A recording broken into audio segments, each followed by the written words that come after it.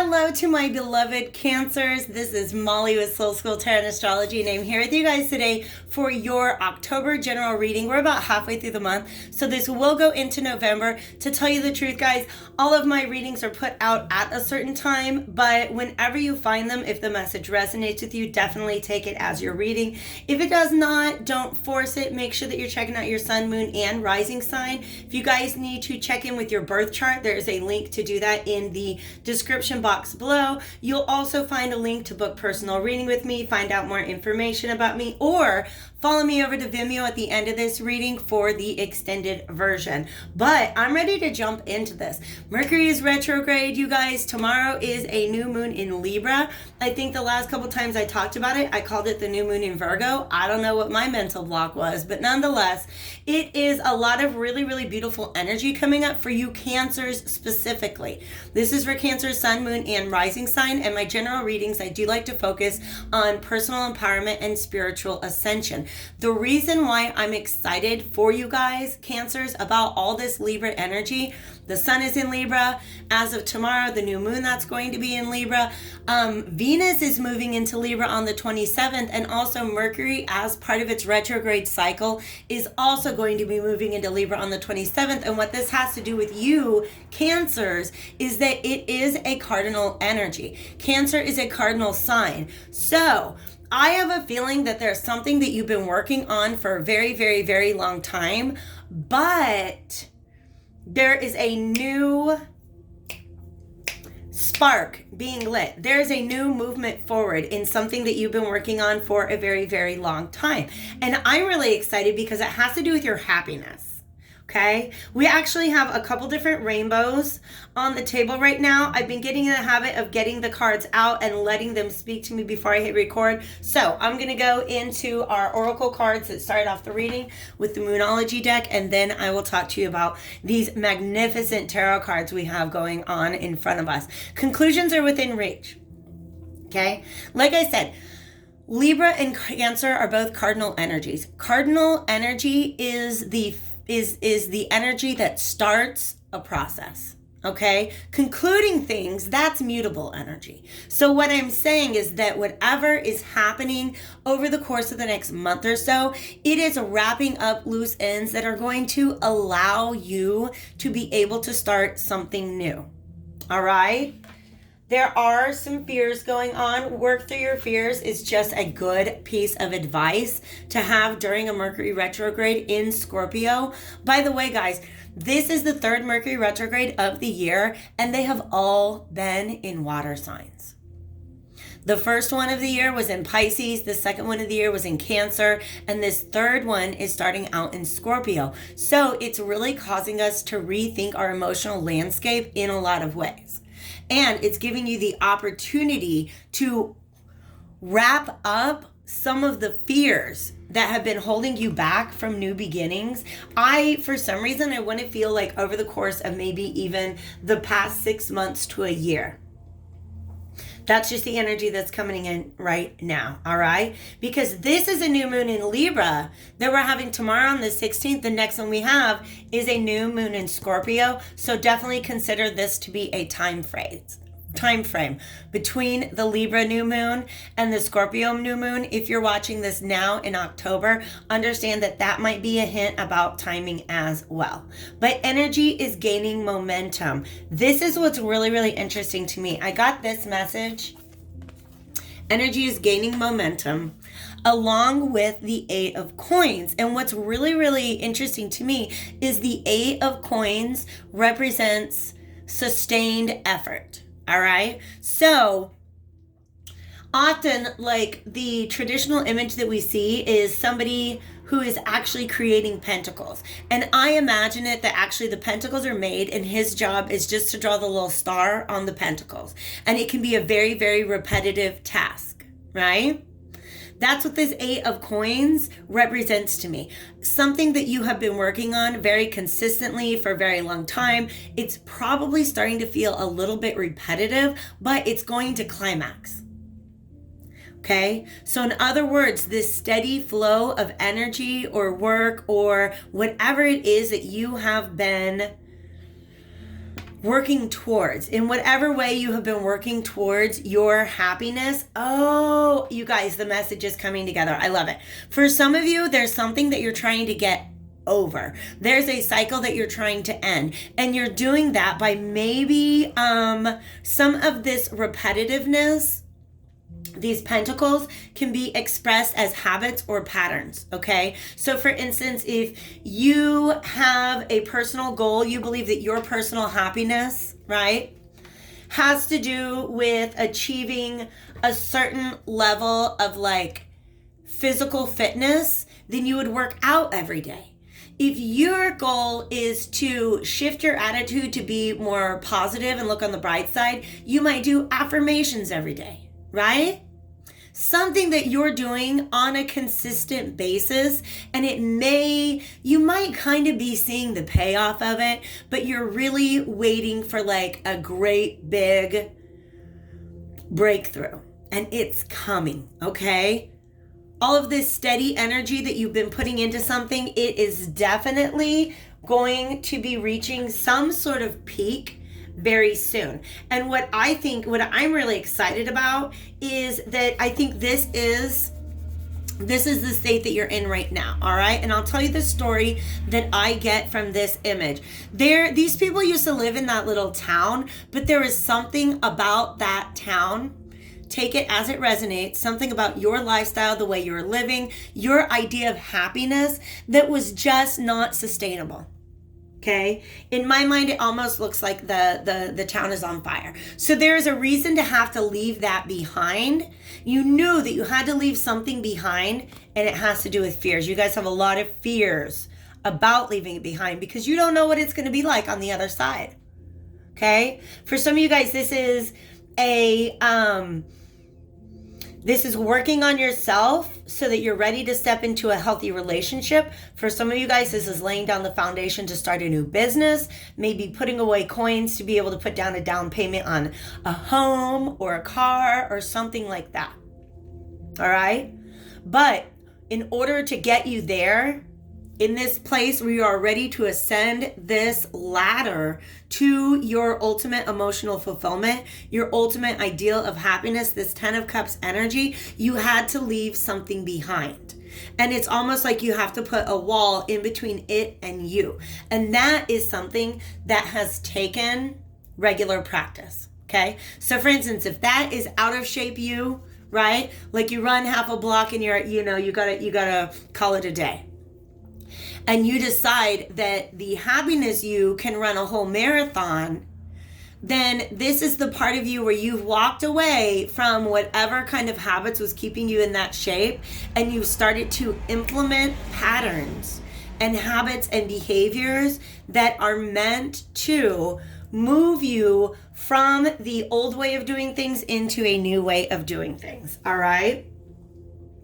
That's what's going on there. And we see this rainbow imagery again. Actually, I want to go back and point out this image right here because it is just so significant to me. We have two angels, so this is representing almost like assistance from the divine. And what they're doing is they're holding up a mirror. It's almost like before you ascend this ladder to your ultimate vision of happiness, stop and look at the mirror. Have you really called an end to the things that you've left behind?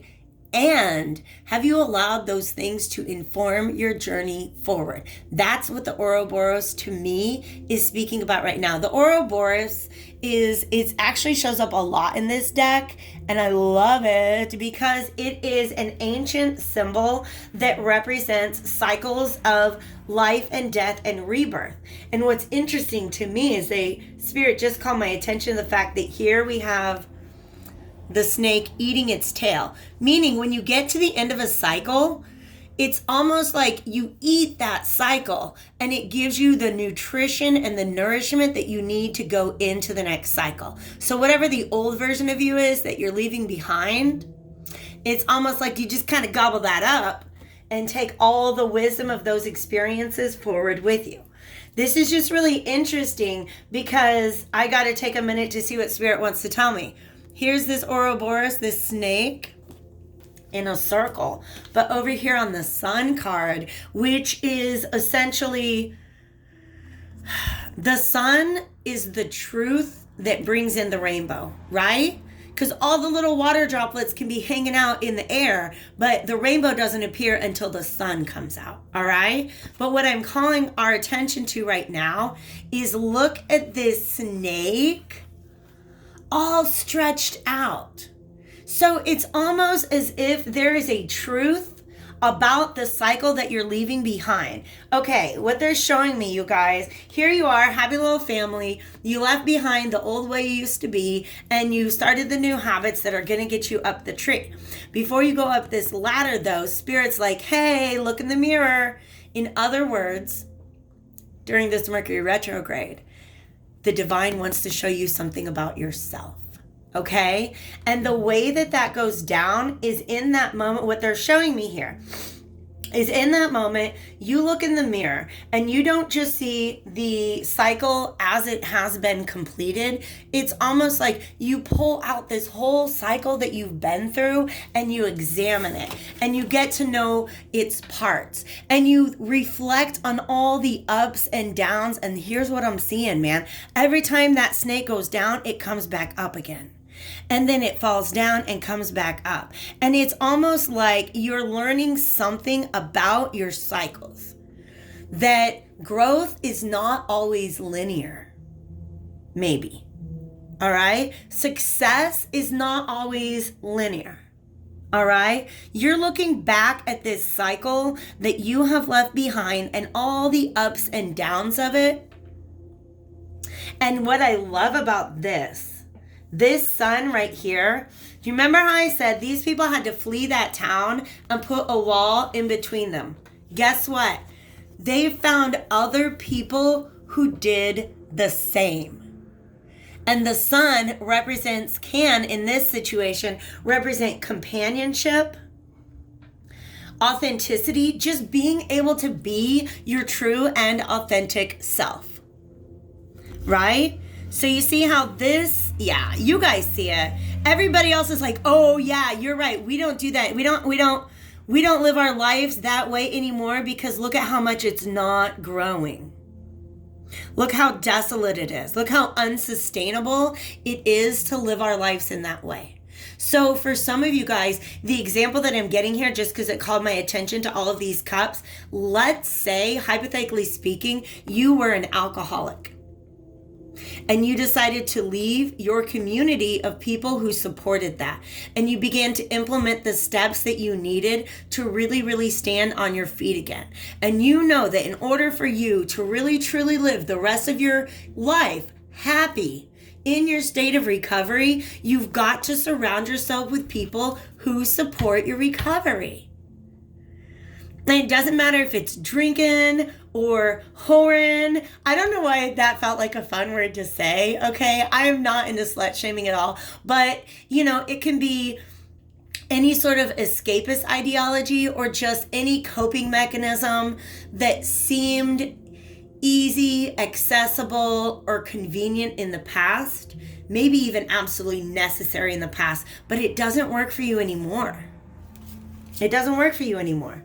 And the thing is, you've been doing the work. And this realization, this sun card is the illumination that it's almost like it was never you, it was the environment. Right? You're coming to the realization, Cancer, that your environment, that the conclusions, the things that you're wrapping up right now are essential to you moving forward on this path of self-acceptance, of happiness. The Sun and the Ten of Cups, you guys, seriously, I can't think of anything that speaks to me anymore about happiness, right? But oh my gosh, check this out. Boom. Boom. Once you get up this ladder, once you really truly begin moving towards the Ten of Cups, by the way, is not just the actual manifestation of, let's say, a happy home, goals fulfilled, absolute emotional fulfillment.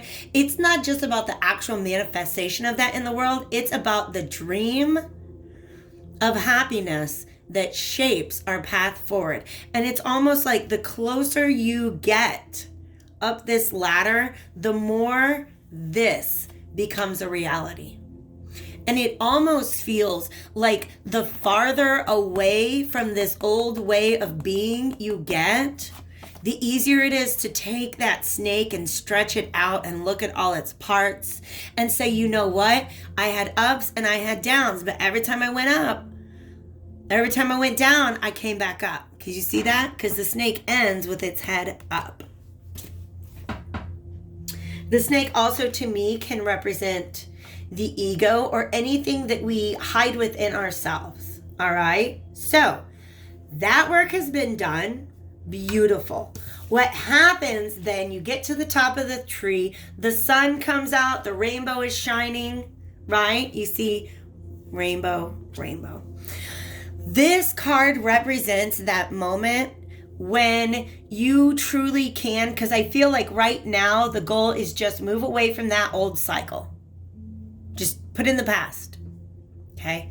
Once you get a couple steps away from the past, that's when you really begin to reap the lessons. Because temperance to me is integrating the old way of life with the new way of life. Let's say they escaped, they got out of town, but they're gonna go up this tree and start a new life, right? There might be certain elements of that they want to take with them.